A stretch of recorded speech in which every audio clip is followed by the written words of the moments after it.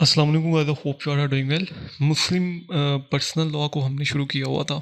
Marriage का topic हमने marriage के लेक्चर्स हम पढ़ रहे थे, मैरिज के एसेंशियल्स, काइंड ऑफ मैरिज।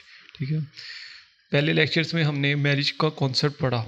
इस लेक्चर में हम ये डिस्कस करेंगे कि मैरिज को डिज़ोल्व कैसे किया जा सकता है। एक मैरिज का जो कॉन्ट्रैक्ट है उसको जो है ना वो ख़त्म कैसे किया जा सकता है। एक जो मैरिज है उसको जो निकाह है उसको डिज़ोल्व कैसे किया जा सकता है। ये कंप्लीट कॉन्सेप्ट जो है ना वो आज के इस लेक्चर में हम डिस्कस करेंगे। आज हम बेसिकली मूड्स पढ़ेंगे, डिफरेंट मूड्स जिससे जो है ना हम मैरिज को डिज़ोल्व कर सकते हैं। मोस्ट इम्पोर्टेंट टॉपिक है एग्ज़ाम पॉइंट ऑफ व्यू से भी और वैसे भी। इसमें हम बेसिकली ये पढ़ेंगे कि जो हमारे सोसाइटी में जो गलतुल-आम कॉन्सेप्ट पाया जाता है तलाक, डिवोर्स के वाले से, ठीक है, और खुला के वाले से हम कहते हैं कि जी खुला जो है ना वो कोर्ट ग्रांट करती है, डिक्री पास करती है खुला की। वो सारा जो है ना हम इसी लेक्चर में डिस्कस करेंगे। कंप्लीट इंपॉर्टेंट टॉपिक है, बहुत एग्जाम पॉइंट ऑफ व्यू से तो बहुत ज़्यादा इंपॉर्टेंट टॉपिक है। सवाल मस्ट आएगा इसमें से, ये याद रखिएगा। ठीक है, कंप्लीट मूड्स को डिस्कस करेंगे हम। देखिए एक चीज़ याद रखिएगा कि इसमें जो है ना हम शरीयत को डिस्कस करेंगे, इस चीज़ में हम डिफरेंट केस लॉज को डिस्कस करेंगे, इस चीज़ में हम लैंड लॉज को डिस्कस करेंगे। लैंड लॉज बेसिकली वो लॉज होते हैं जो पाकिस्तान के लॉज है। ठीक है, कंट्राडिक्शन है पाक शरीयत में और पाकिस्तानी लॉज में जो मैरिज के वाले से हैं। ये सारी चीज़ें हम डिस्कस करेंगे। जितनी चीज़ें मैं आपको बताऊंगा या तो वो सुन्नी स्कूल ऑफ थॉट से बताऊंगा या वो शिया स्कूल ऑफ थॉट से बताऊंगा। खुद से मैं आपको कुछ भी नहीं बताऊंगा। ठीक है, जो चीज़ें एक्चुअली में एग्जिस्ट करती हैं, जो चीज़ें हमारा इस्लाम कहता है, जो चीज़ें लॉ कहता है, ठीक है, जो चीज़ें केस लॉज में हैं, वो चीज़ें मैं डिस्कस करूँगा सिर्फ आपके साथ। ठीक है, तो काइंडली कमेंट्स में ये मत करिएगा कि हमारे जो है ना वो सेक्ट में ऐसी चीज़ें होती हैं, हमारे सेक्ट में निकाह का कॉन्सेप्ट ये है, डिवोर्स का कॉन्सेप्ट ये है। ठीक है, ये चीज़ें मैं जो आपके साथ डिस्कस करूँगा वो सारे या तो केस लॉज हैं या पाकिस्तानी लॉज के मुताबिक हैं या तो शरीयत के मुताबिक है। और मैं आपको बताऊँगा अभी कि सुन्नी स्कूल ये कहता है और शिया स्कूल ये कहता है। ठीक है, तो उसके वाले से हम ये सारी चीज़ें जो है ना वो डिस्कस करेंगे। सबसे पहले एज़ पर द इंट्रोडक्शन मैं आपको, उसके बाद हम इंट्रोडक्शन से शुरू करते हैं। ठीक है, एक चीज़ मैं आपको ये बता दूं कि शरीयत में क्लियर कट डिफाइन किया गया है कि जो मैरिज है उसको सिर्फ मर्द ही डिज़ोल्व कर सकते हैं। ठीक है, एक मर्द ही जो है वो जो डिवोर्स दे सकता है, तलाक दे सकता है एक खातून को। ठीक है, जो शरीयत में कॉन्सेप्ट है, चाहे वो सुन्नी स्कूल ऑफ थॉट्स में है चाहे वो शिया स्कूल ऑफ थॉट्स में है, औरत के पास ये राइट नहीं है। ठीक है, इस्लाम में क्यों नहीं है वो आप जो है ना वो जो मुस्लिम फेमिनिज्म है, और जब आप उस टॉपिक को पढ़ेंगे तो आपको आइडिया हो जाएगा कि क्यों वो राइट जो है ना वो वुमेन को नहीं दिया गया। ठीक है, वो एक सेपरेट टॉपिक है, बहुत डिटेल से लेक्चर हो जाएगा अगर हम उसको डिस्कस करने बैठ गए तो। ठीक है, तो डेजोल्यूशन ऑफ मैरिज का जो कॉन्सेप्ट है इस्लाम में, जो शरीयत में, वो सिर्फ और सिर्फ मर्द के पास है। ठीक है, मर्द जो है ना वो तलाक दे सकते हैं, वो भी हम डिस्कस करेंगे कि मर्द जो है ना वो कैसे तलाक दे सकते हैं। Dissolution of Muslim marriage act 1939, ये एक्ट जो है बेसिकली पाकिस्तान बनने से पहले जो है वो ये एक्ट जो है वो असम्बली से पास हुआ 17 मार्च 1939। इस एक्ट में ये सर्कमस्टांसेस दिए गए थे कि वुमेन जो है ना वो कैसे डिवोर्स ले सकती है किसी भी मैन से।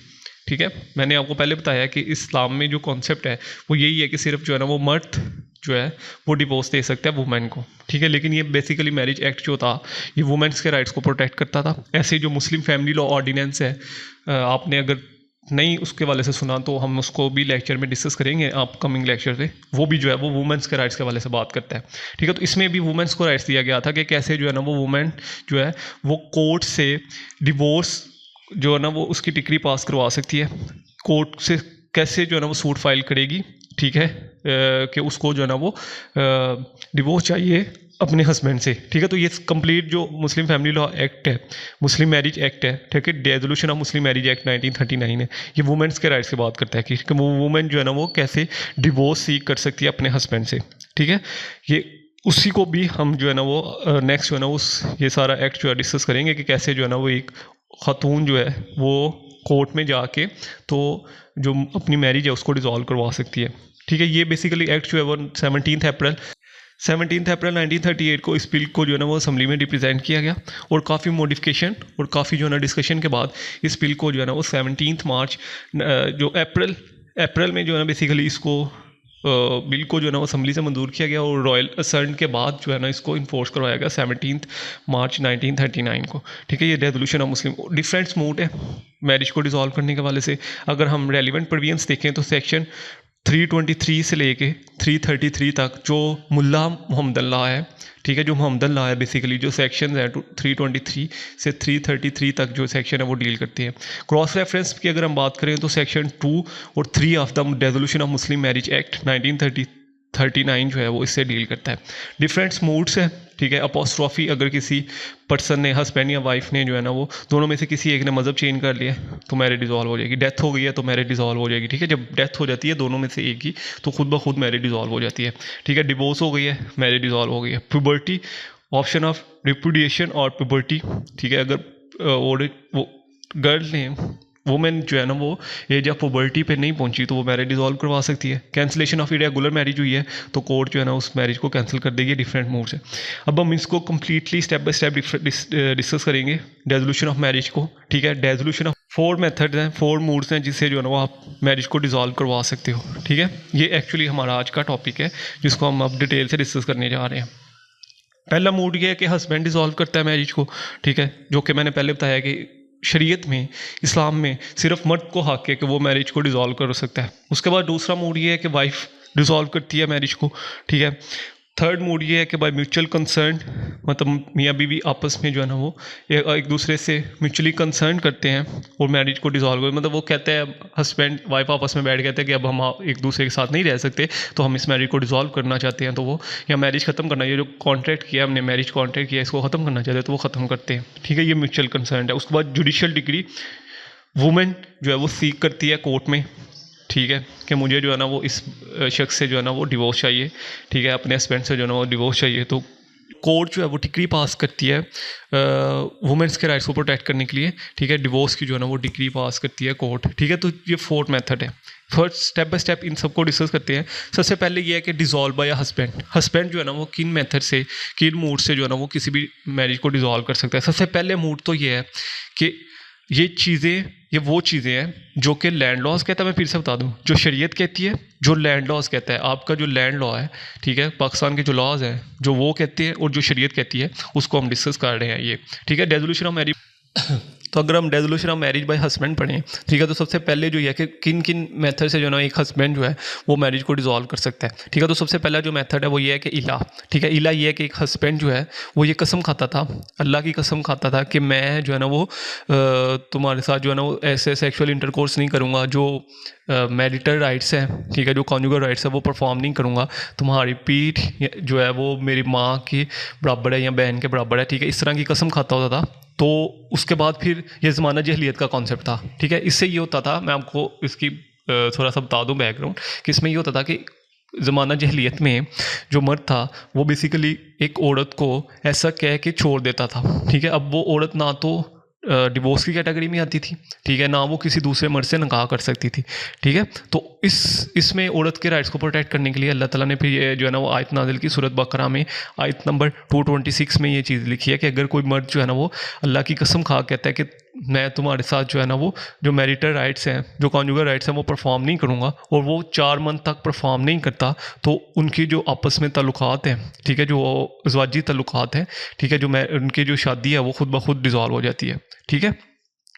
इसमें यह है कि अगर वो रिवोक करना चाहे, हस्बैंड ये सोचता है कि मुझसे गलती हो गई है, ठीक है, मैं इसको रिवोक करना चाह रहा हूँ, तो वो कफ़ारा अदा करेगा, ठीक है। पे कफ़ारा में ये होता है कि यहाँ तो वो एक गुलाम आज़ाद कराएगा, ठीक है, यहाँ वो 60 मसाकिनों को खाना खिलाएगा, ठीक है। तो ये बेसिकली कफ़ारा होता है। 4 मंथ के अंदर अंदर कफ़ारा अदा करना पड़ता है। अगर तो 4 मंथ गुजर गए हैं तो फिर मैरिज डिसॉल्व हो जाएगी। अकॉर्डिंग टू इमाम अबू हनीफा मैरिज डिसॉल्व हो जाएगी विदाउट एनी लीगल प्रोसेस, ठीक है। और अकॉर्डिंग टू इमाम शाफी जो है वो लीगल प्रोसेस नेसेसरी है, ठीक है। किसी भी जब ऐसे मैरिज डिसॉल्व होती है तो वो लीगल प्रोसेस नेसेसरी है, ठीक है। इसमें ये कॉन्सेप्ट होता है कि वो अल्लाह की कसम खाता है, ठीक है, एक मर्द, कि मैं तुम्हारे साथ जो है ना वो सेक्सुअल इंटरकोर्स नहीं करूँगा, ठीक है, क्योंकि तुम्हारी जो पीठ है वो मेरी माँ की या मेरी बहन की जो है ना वो बराबर है, ठीक है। तो ऐसे कसम खा के तो उसको आज़ाद करता है। लेकिन फिर ये जो है ना अल्लाह ताला ने आयत नाजिल की जिसमें जो है ना औरत के राइट्स को प्रोटेक्ट किया गया था, और ये कहा गया था कि अगर 4 मंथ गुजर जाते हैं और जो मर्द है वो उसको इला को रिवोक नहीं करता, ठीक है, इला को रिवोक नहीं करता और कफ़ारा अदा नहीं करता, ठीक है, तो फिर वो जो है ना वो मैरिज डिसॉल्व हो जाएगी, ठीक है। तो सबसे पहले कॉन्सेप्ट ये था कि वो मर्द जो है अल्लाह की कसम खाता है, ठीक है। और दूसरा कॉन्सेप्ट ये था कि एक मर्द जो है वो अपनी वाइफ को अपनी माँ या बहन से तशबीह देता है, ठीक है, कि तुम मेरी माँ जैसी हो या तुम मेरी बहन जैसी हो, ठीक है। तो अगर कोई मर्द ऐसा करता है, तो 4 मंथ के अंदर अंदर अगर वो उसको रिवोक नहीं करता, ठीक है, सेम प्रोसेस है इसमें भी, 4 मंथ के अंदर अंदर रिवोक करेगा। अगर वो रिवोक कर लेता तो फिर उसको कफ़ारा अदा करना पड़ेगा। कफ़ारा मैं आपके साथ शेयर कर चुका हूँ, ठीक है। अगर कफ़ारा अदा नहीं करता और रिवोक भी नहीं करता तो 4 मंथ के बाद जो है ना वो मैरिज डिसॉल्व हो जाएगी। ये भी कॉन्सेप्ट जो है ना ज़माना जहलियत में पाया जाता था, ठीक है। मर्द जो है ना वो अपनी औरत को, अपनी वाइफ को जो है ना वो बेसिकली तशबीह देता था अपनी माँ या बहन से, और उसके बाद उसको छोड़ देता था, ठीक है। अब वो औरत जो है ना तो वो शादी करने के काबिल रहती थी, ना वो मैरिज जो है ना उसकी डिसॉल्व कंसीडर होती थी, ठीक है। तो फिर जो है ना ये इस्लाम में कॉन्सेप्ट आया था औरत के राइट्स को प्रोटेक्ट करने के लिए, ठीक है। तो इला में वो कसम खाता है, ठीक है, अल्लाह की कसम खा कहता हूँ कि आज के बाद मैं तुम्हारे पास नहीं आऊँगा, ठीक है। तुम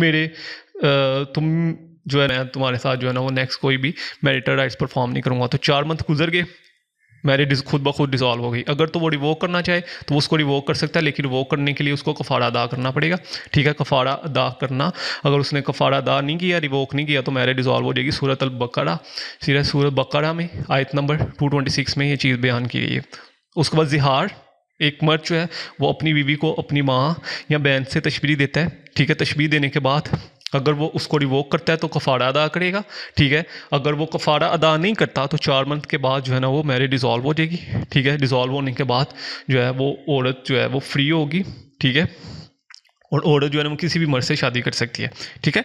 कॉन्जुगल राइट्स जो है, और अगर वो कोई इस तरह परफॉर्म करता है तो वो जो है ना वो जुडिशल रेमेडी जो है ना वो सीख कर सकती है। तो वो जुडिशियल रेमेडी जो है ना उसको सीख कर सकती है, ठीक है, कि मुझे जो है ना इसने ऐसा बोला था, और ये सारी चीज़ें इस्लाम में लिखी गई हैं। तो ये पहले दो मेथड है जिससे जो है ना वो मर्द जो है ना वो मैरिज को डिसॉल्व कर सकते हैं। उसके बाद आता है डिवोर्स, तलाक का कॉन्सेप्ट, ठीक है। इसमें जो है ना बेसिकली 2 तरह की काइंड्स पाई जाती हैं, जिसमें जो है ना वो तलाक़ बिद्दत और तलाक़ सुन्ना, ये 2 काइंड्स हैं, ठीक है। तलाक़ बिद्दत बेसिकली जो है इसको इजमा के थ्रू जो है ना वो लागू करवाया गया था, ठीक है। जो तलाक़ सुन्ना है ये सारा कॉन्सेप्ट जो है ना इस्लाम कुरान में लिखा गया सूरत बकरा में, ठीक है। उसके बाद बेसिकली जो है तलाक़ बिद्दत और तलाक़ सुन्ना का कॉन्सेप्ट है, ठीक है। तलाक़ बिद्दत जो है वो कॉन्सेप्ट जो आया था वो इजमा के थ्रू आया था, और तलाक़ सुन्ना जो है ये सूरत बकरा में जो है ना ये कॉन्सेप्ट लिखा गया है, ठीक है। ये डिवोर्स का कॉन्सेप्ट है। पहले 2 चीज़ें हमने पढ़ ली, आई होप सो आपको समझ लग गई होगी। उसके बाद डिवोर्स का कॉन्सेप्ट, तलाक़ बिद्दत में ये होता है कि एक मर्द जो है ना वो प्रोनाउंस करता है एट अ टाइम, ठीक है, अपनी वाइफ को कि मैं तुम्हें 3 दफ़ा कि मैं तुम्हें तलाक देता हूँ, तलाक देता हूँ, तलाक देता हूँ। जब उसने 3 दफ़ा प्रोनाउंस किया एट अ सिंगल मीटिंग, ठीक है, यहाँ पे क्लियर कर लिखा है हस्बैंड प्रोनाउंस करता है 3 टाइम, ठीक है, divorce at a single meeting, तो वो तलाक़ बिद्दत में आ जाता है, ठीक है। तलाक़ बैन भी इसको कहते हैं, तलाक़ बिद्दत भी इसको कहते हैं, ठीक है। उसके बाद क्या होता है कि अगर एक हस्बैंड जो है वो अपनी वाइफ से मैरिज करना चाहता है, रीमैरी करना चाहता है, तो हलाला परफॉर्म करेगा, ठीक है। हलाला ये होता है कि वो औरत जो है वो किसी दूसरे मर्द से शादी करेगी, दूसरे मर्द से शादी करेगी। उसके बाद वो आपस में जो है वो मैरिटल राइट्स परफॉर्म करेंगे, ठीक है। मैरिटल राइट्स, कॉन्जुगल राइट्स आपको समझ लग गई होगी, सेक्सुअल इंटरकोर्स करेंगे। उसके बाद जो है अगर उनकी मैरिज सही से नहीं चलती तो वो आपस में डिवोर्स देंगे एक दूसरे को, ठीक है। मर्द जो है ना वो तलाक देगा वो अपनी वाइफ को, ठीक है। और उसके बाद जो है वो फिर से जो है वो औरत जो है ना वो अपने पहले हस्बैंड से शादी कर सकती है। ये कॉन्सेप्ट जो है वो तलाक़ बिद्दत का है, ठीक है। मैं फिर से बता दूं, तलाक़ बिद्दत में ये होता है कि एक मर्द जो है वो at a time single meeting में अपनी वाइफ को 3 दफ़ा डिवोर्स कहता है कि तलाक देता हूँ, तलाक देता हूँ, तलाक देता हूँ, या कहता है कि मैं तुम्हें आज़ाद करता हूँ, ठीक है। तो वो तलाक़ बिद्दत है, तलाक़ बैन है। उसके बाद क्या होगा कि एक औरत जो है वो 3 मंथ और 10 दिन की इद्दत पूरी करेगी। 3 मंथ की 10 दिन इद्दत पूरी करने के बाद, ठीक है, वो हलाला अगर परफॉर्म करना चाहे, ठीक है, तो वो करेगी। अदरवाइज़ वो मतलब ऐसे ही जो है ना वो अपनी लाइफ गुजारेगी, अगर वो किसी दूसरे मर्द से शादी नहीं करना चाहती तो, ठीक है। लेकिन वो उसी मर्द से दोबारा शादी नहीं कर सकती। अगर वो अपने पहले हस्बैंड से शादी करना चाहती है दोबारा से, तो फिर उसको हलाला करना पड़ेगा, ठीक है। और इंटेंशनली अगर आप हलाला करते हैं, मैंने बहुत से लाहौर में भी ये कॉन्सेप्ट देखा है, ठीक है, और उसके बाद इस्लामाबाद, कराची वगैरह में भी ये कॉन्सेप्ट देखा है कि वहाँ पे लिखा होता है कि यहाँ से आप हलाला करवा सकते हैं, ठीक है। तो ये हलाला जो इंटेंशनली हलाला है ना, मतलब आप जो है ना वो इंटेंशनली ये हलाला करते हैं कि मैं जो है वो पहले किसी दूसरे मर्द से शादी करते हैं, ठीक है। उसके बाद उसको डिवोर्स देगा तो पहले फिर से जो है ना वो पहले हस्बैंड से शादी करते हैं। तो ये इस्लाम ने हराम करार दिया है। Halala is haram in Islam if it is done by intentionally. अगर आप इंटेंशनली हलाला करते हो कि मैं इसको शादी करने के बाद तलाक दे दूंगा, तो ये इस्लाम में कॉन्सेप्ट हराम है, ठीक है। हलाला जो है वो बेसिकली आप यही दूसरे मर्द से आप इस वजह से शादी कर रहे हैं कि आप इसके साथ जो है ना वो एट अ टाइम, जो लाइफ टाइम जो है ना वो आप स्पेंड करेंगे। अगर तो आपने लाइफ टाइम स्पेंड नहीं किया, मतलब बहुत सी चीज़ें हैं जिनकी वजह से जो है ना वो फिर से दरारें पड़ जाती हैं और डिवोर्स हो जाती है, तो फिर वो औरत जो है ना वो फर्स्ट पहले मर्द से जो है ना वो शादी कर सकती है। उसके अलावा इसके अंदर कोई जो है ना वो दूसरा वे नहीं है, ठीक है। ये क्लियर कट जो है ना वो इस्लाम ने बताया हुआ है, ठीक है। उसके बाद तलाक़ सुन्ना, बेसिकली जो कॉन्सेप्ट जो है ना वो सूरह बकरा में लिखा गया, ठीक है। सूरह बकरा में ये कॉन्सेप्ट जो है ना वो आयत नंबर 228 229 में ये कॉन्सेप्ट जो है ना वो आप खुद भी पढ़ सकते हैं, ठीक है। सूरत बकरा में 2 वे हैं तलाक़ सुन्नत में, ठीक है। एक तलाक़ एहसन और एक तलाक़ हसन, ठीक है। तलाक़ एहसन और तलाक़ हसन ये बेसिकली मोस्ट प्रोमिनेंट वे है डिवोर्स में, यही अडॉप्ट करना चाहिए, ठीक है। और अगर कोई हस्बैंड वाइफ जो है ना उनकी आपस में नहीं बन रही तो वो कोशिश करेंगे इसी जो है ना वो कॉन्सेप्ट को अडॉप्ट करें। तलाक़ एहसन ये बेसिकली कॉन्सेप्ट ये है कि इसमें ये होता है कि एक हस्बैंड जो है ना वो अनाउंस करता है अपनी वाइफ को कि मैं तुम्हें तलाक़ देता हूँ, ठीक है। उसके बाद वो औरत क्या करती है कि 3 मंथ और 10 दिन के अपना इद्दत का टाइम पीरियड पूरी करती है, और टाइम पीरियड पूरे करने के बाद जो है ना वो फ्री हो जाती है, ठीक है। अब मैं इसका आपको एक जो है ना वो सोसाइटी में जो कॉन्सेप्ट है, जो एक्चुअली में जो लैंड लॉस कहता है हमारा, ठीक है, उसके वे से समझाता हूँ, ठीक है। इस्लाम में तो यही लिखा है कि वो फ्री हो जाती है, ठीक है। अगर वो दोबारा उसी मर्द से शादी करना चाहे तो वो कर सकती है, ठीक है। अगर वो किसी और मर्द से शादी करना चाहे तो वो भी कर सकती है, ठीक है। लेकिन उसके लिए हलाला नहीं करना पड़ेगा। पहले मेथड में तो ये था 3 दफ़ा तलाक हुई है, इस मेथड में ये होता है कि वो हस्बैंड जो है ना वो एक टाइम में एक दफ़ा प्रोनाउंस करता है, ठीक है। एक दफ़ा तलाक देता है, तलाक देने के बाद 3 मंथ और 10 दिन का इद्दत का टाइम पीरियड औरत पूरा करती है, ठीक है। औरत पूरा करने के बाद वो किसी दूसरे मर्द से शादी कर सकती है, ठीक है। अब एक्चुअली में जो प्रैक्टिस होता है वो मैं आपको बता दूँ कि एक मर्द जो है वो अपनी औरत को एक दफ़ा तलाक देता है, तलाक देने के बाद वो 3 मंथ और 10 दिन का इद्दत का टाइम पीरियड पूरा करती है, ठीक है। पूरा करने के बाद वो यूनियन कौंसिल से डिवोर्स सर्टिफिकेट मांगती है, ठीक है। डिवोर्स सर्टिफिकेट के बेस पे वो किसी दूसरे मर्द से शादी कर सकती है, ठीक है। अगर वो दोबारा उसी मर्द से शादी करना चाहे तो वो फिर जो है ना वो रीमैरिज करेंगे। रीमैरिज करने के बाद जो है ना वो दोबारा रुजू कर सकते हैं, ruju to each other whereas both can nikah against without any halala after 3 marriage. Without any halala perform किए बगैर वो दोबारा जो है ना वो निकाह कर सकते हैं। लेकिन इस टाइम उनके पास जो है मर्द के पास जो है ना वो सिर्फ 2 दफ़ा तलाक देने का हक होता है, ठीक है। जब आप नॉर्मली शादी होती है तो उसमें मर्द के पास 3 दफ़ा तलाक देने का हक होता है, ठीक है। एक जो है वो अपना राइट एक्सरसाइज कर चुका होता है, ठीक है। उसके बाद जो हलाला, इसमें हलाला नहीं है, ठीक है। एक मर्द ने तलाक दी, औरत ने 3 मंथ 10 दिन का इद्दत का टाइम पीरियड पूरा किया, डिवोर्स हो गई, ठीक है। 1 साल बाद 2 साल बाद वो दोबारा शादी करना चाहे तो वो कर सकते हैं, ठीक है। औरत अगर किसी दूसरे मर्द से शादी करना चाहे तो वो डिवोर्स सर्टिफिकेट यूनियन कौंसिल से लेती है और उसके बाद जो है ना वो शादी कर सकती है, ठीक है। इसमें हलाला का कॉन्सेप्ट नहीं होता। अगर हलाला बेसिकली होता है कि आपने जो है ना वो एक जो हस्बैंड है उसने अपनी वाइफ को तलाक दी, ठीक है। तलाक देने के बाद जो है ना वो हलाला में ये होता है कि वो औरत जो है वो किसी और मर्द से शादी ज़रूर करेगी, ठीक है। शादी करने के बाद अगर उनकी आपस में नहीं बन रही वो उस मर्द से तलाक लेगी। तलाक लेने के बाद वो अपने पहले जो हस्बैंड है उससे फिर शादी कर सकती है, उसके अलावा शादी नहीं कर सकती। ये एक बेसिकली हलाला का कॉन्सेप्ट है, ठीक है। मतलब वो दूसरे मर्द से शादी करेगी। जब दूसरे मर्द से शादी करेगी तो ये इंटेंशन नहीं होनी चाहिए कि मैं इसको 1 मंथ बाद या साल बाद इसको तलाक जो है ना, मर्द ये इंटेंशन नहीं होनी चाहिए मर्द की कि मैं इसको तलाक दे दूंगा, ठीक है। बल्कि उनकी यही इंटेंशन होनी चाहिए कि ये लाइफ टाइम मैरिज चलेगी, ठीक है। अगर नहीं चलती तो फिर डिवोर्स हो जाती है, तो फिर वो औरत जो है वो पहले मर्द से आकर शादी कर सकती है, ठीक है।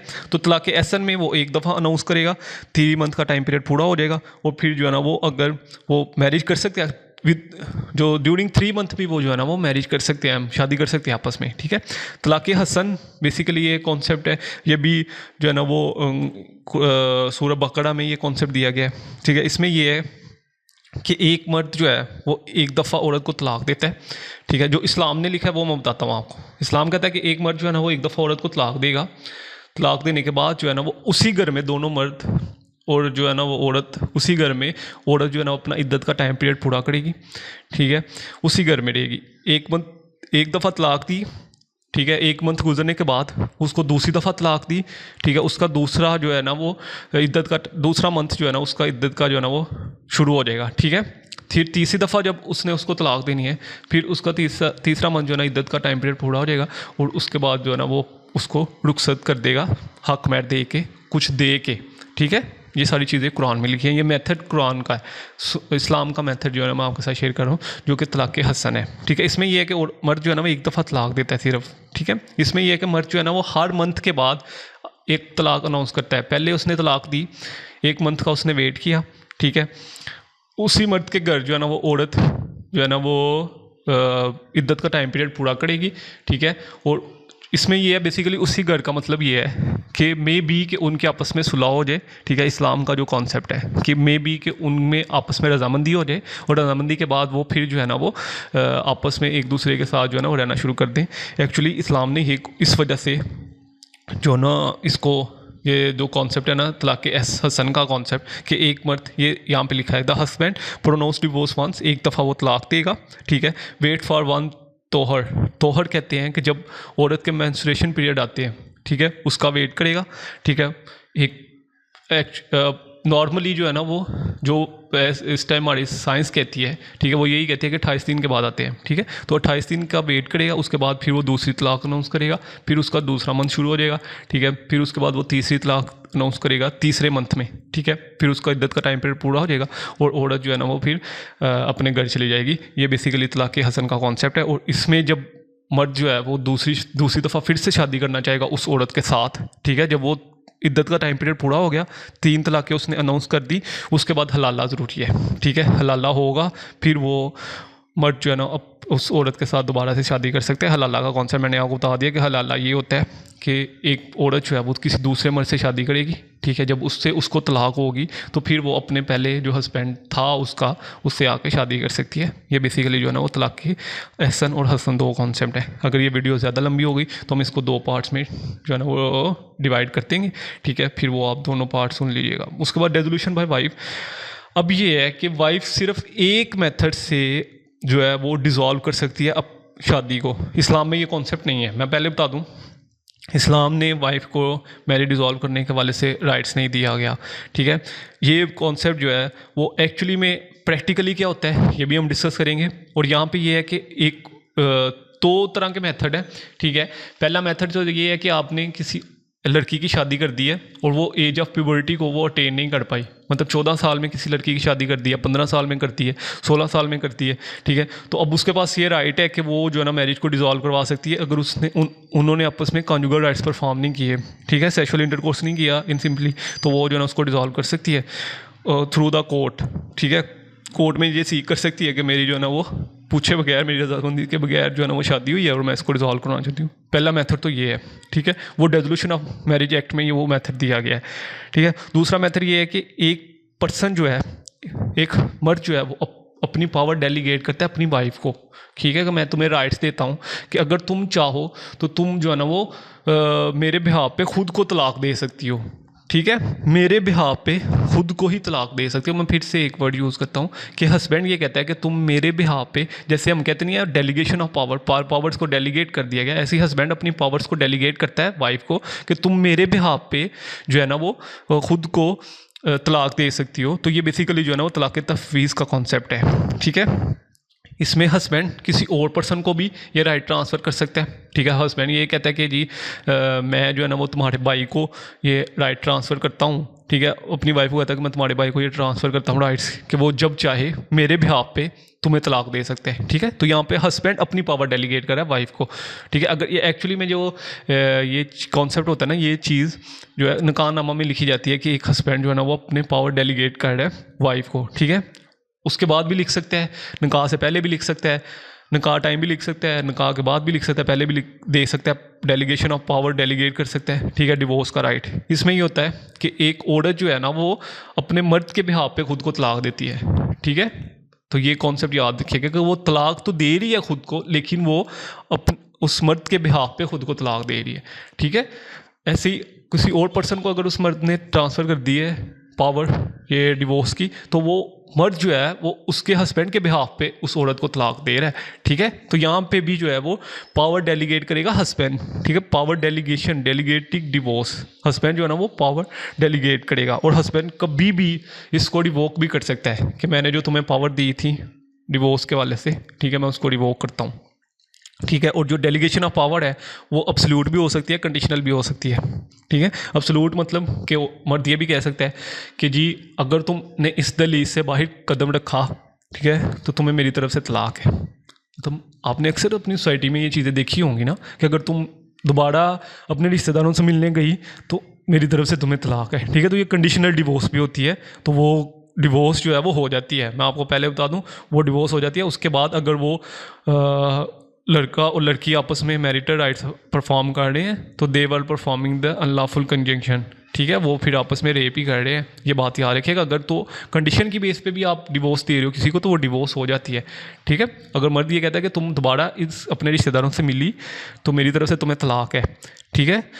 औरत फिर से उन रिश्तेदारों से मिलती है तो वो तलाक हो जाती है, ये बात याद रखिएगा। उसके बाद बाय म्यूचुअल कंसर्न